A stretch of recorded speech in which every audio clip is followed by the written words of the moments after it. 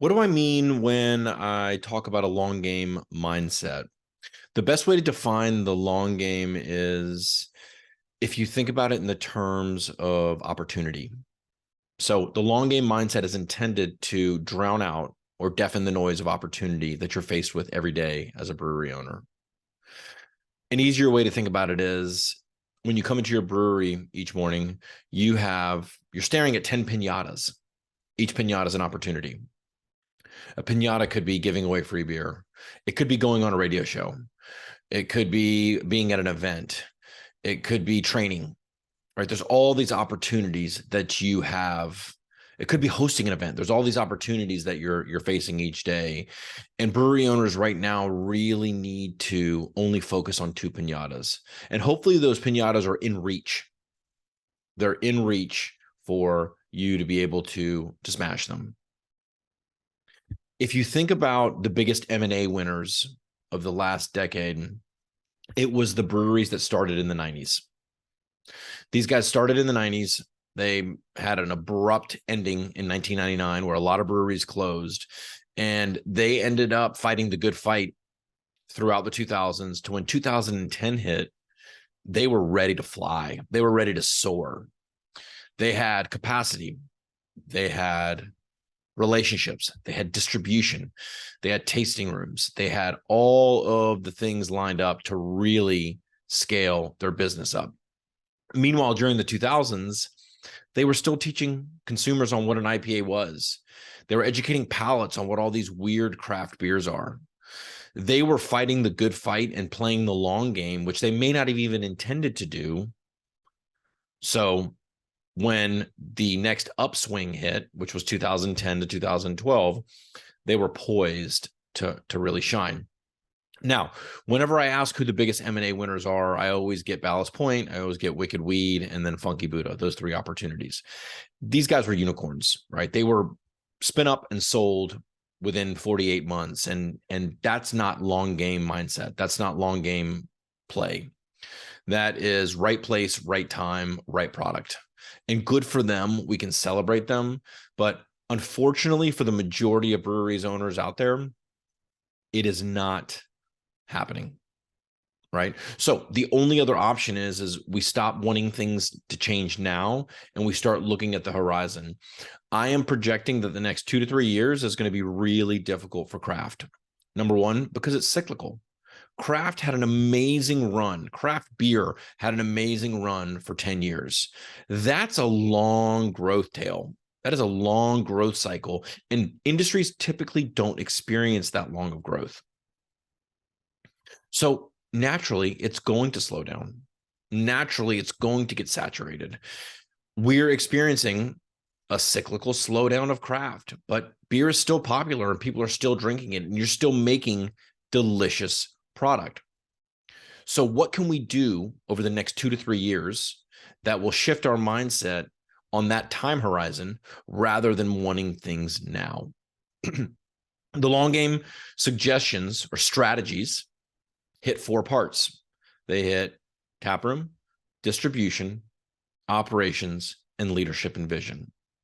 And I'm going to cover all four of those with you today to just review what we're seeing in the marketplace, what we're seeing across the industry as to who is winning and who is struggling.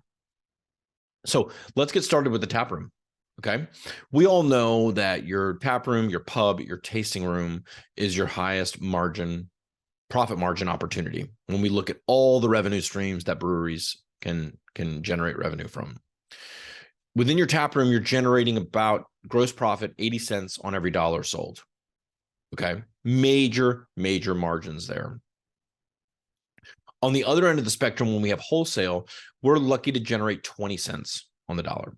So the future is retail. The future profits for a brewery are retail.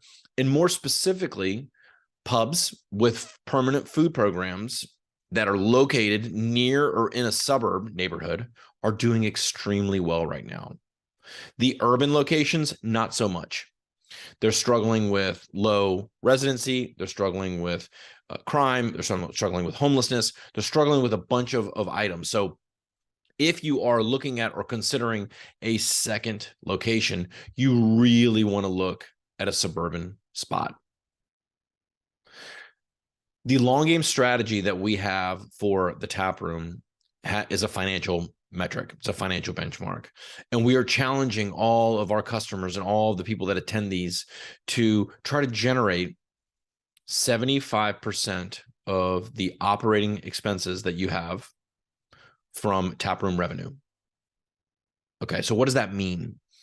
What that means is if you look at your P&L, you have revenue, you have cost of goods sold, and below cost of goods sold, you have expenses. These are your general and administrative expenses.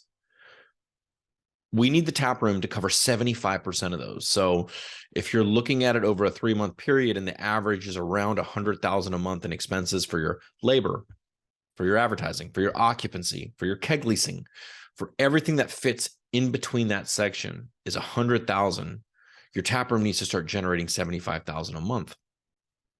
You may be thinking, well, that's not happening for us, Chris. We're at 40%.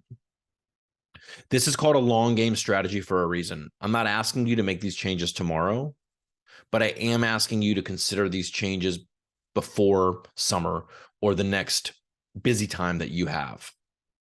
And while we've always been focused on consulting on revenue increase, now is the time to look at expense decrease. So there's a debit and a credit. There's two sides to this. If you're absolutely unable to increase revenue, you must reduce expenses to get to that. Now, if you do this calculation and you realize that you're at about 50%, so your expenses are $100,000 a month and you're generating $50,000 in the taproom, let's set incremental goals to get there. Let's set some short-term incremental goals to get to 60% and then 70%. And you'll notice that this suggestion does include some wholesale, because if you're paying out 100,000 a month, but you're only bringing in 75, that's going to be a loss. This suggestion factors in some wholesale sales to make up the difference and leave either a break-even situation or some profit. If you're 100% taproom and zero wholesale, well, then you should be at 125% or 130% in revenue over those expenses, and that will be your profit. That 20 to 30% will be your profit. So strategy for the taproom is embracing it as our highest profit margin and also leaning on it and stressing it to take care of 75% of our general and administrative expenses. All right. So distribution is next. And the distribution suggestion is really about sales and portfolio focus. Let's talk about portfolio focus first. So when I talk about portfolio focus, what I'm saying is the number of styles of beer in distribution right now are unsustainable. If you are distributing 8 core beers or even 6 core beers and 2 seasonals each quarter, that is not sustainable. Distributors will tell you they want variety, but in reality, they want focus and they want a partnership. Retailers will tell you they want variety, but really they want a partnership and they'd like focus and they'd like some sales support behind that. The long game strategy for distribution is to consider distributing 2 styles of beer in wholesale, period. This is getting a lot of pushback from consumers. I mean, from listeners and from brewery owners. This is getting a lot of pushback because it is not what the industry is used to. The industry is used to variety and coming out with new beers. Well, hey, guess what? Your tap room is for variety. Your tap room is for the can releases. You've been doing this for the past 10 years. We've just gotten a little bit further away with wholesale. I would also say that the market, if you have those 6 core beers and another 8 seasonals, the market's already speaking to you. I'm asking you to listen to it. The market is killing off your core brands organically. So what do we do with portfolio, right? Number one, we look at our racehorse. One of your beers is already making up 50% or more of your sales in wholesale. I can say that with a fact. The second style, so you would stick with that. You would stick with that one certainly as one of the two styles.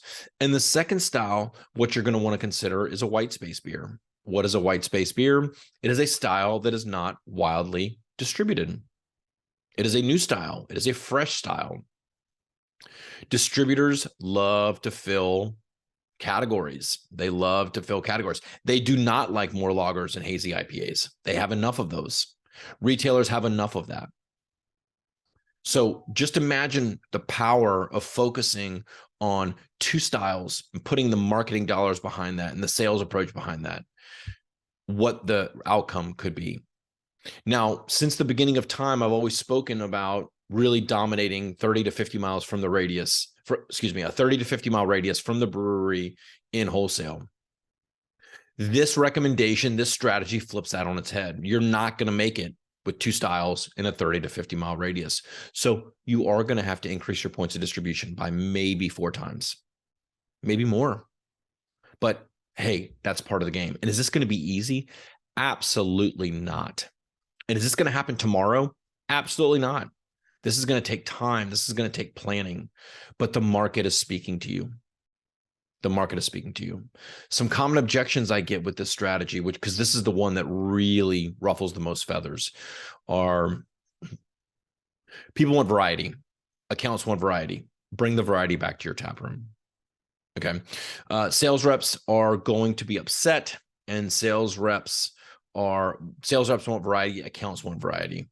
This goes to like the broader picture of things, of that this is a business we're running now, and the sales reps don't pay the bills. Okay. You need to consider what is most important for the longevity of your brewery and your business and how it's going to sustain. And I'm telling you now that a portfolio of 8 styles is not sustainable. It is pulling resources from your brewery, human resources, financial resources, marketing resources that are just not working. The last objection I get is, this is going to be hard, Chris. This is not going to be easy. How do we do this? And my only suggestion to that is, or my only response to that is what if you don't change? What if you don't embrace this? Now, going from 8 styles to 2 styles may be a huge jar to the business and the strategy. Drop it down to 3. Drop it down to 4. I actually don't know any breweries that have 8 cores anymore. So if you're talking 6, if you have 6 cores, drop that down to 2 or 3. Okay. Operations taproom. Operations. Okay, next. Operations long game strategy. This has to do with occupancy. So at SBS, we define occupancy as rent and utilities, not just rent. And the reason we do that is because the margins in the tap room allow us to stress that. A typical restaurant, a typical retail, a typical franchise occupancy, which they define as rent metric, is going to be 8 to 12% of revenue. We're saying it needs to be your average, your rent and utilities needs to be between 8 and 12% of revenue. Over the past 6 months, I have seen that grow to 15%, to 16%, 18% across our data set. Our data set is 80 breweries that we continuously work with, and we do an additional 4 assessments a month. So our data set is pretty robust. It is not sustainable if your occupancy is growing above 15%. We'd like it to be in that 8 to 12% range. So what do we need to do if we have too much space? We need to, 1, consider giving some space back, negotiating to take some space back, or 2, we need to sublease the space. There are too many breweries right now with thousands of square feet that are not being used.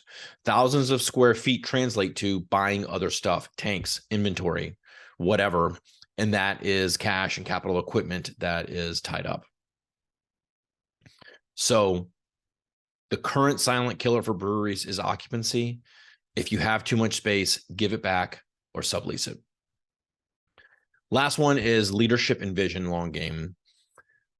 I am imploring to brewery owners that they need to channel their 2013 selves. They need to come back when they were doing a lot of work in the business. It has been a minute since brewery owners have laced up the bootstraps and gotten out there and sold, brewed, taproom, whatever.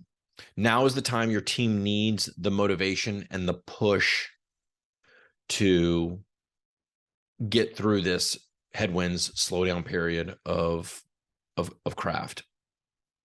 Some founders are unwilling to do that. Some founders have moved out of the position of willing to do what has to be done for the business because they haven't done it in a long time. There may be some intimidation there. There may be just some inherent laziness or some ego. Lots of ego in this industry. Now is the time to have the hard conversation. Now is the time to sit down with your founders and say who is in and who is out. We ushered 3 founders conversations last year. Conversations. 2 of them were a bloodbath. Not pretty. One, we actually celebrated one of the founders exiting, and they remain an owner, a partial owner. So it doesn't have to be a nasty event if a founder can be transparent and honest with themselves and say, I don't have what it takes to be an impactful leader over the next 2 to 3 years. I don't have the skill set. And if that's the case, it needs to happen now and not 12 months from now. So that is what I spoke about in a nutshell. I really encourage you to reach out to us if you have any questions or concerns or want to explore this even more with your brewery. We're doing this every day for customers around the country. So I appreciate your time today. Thank you.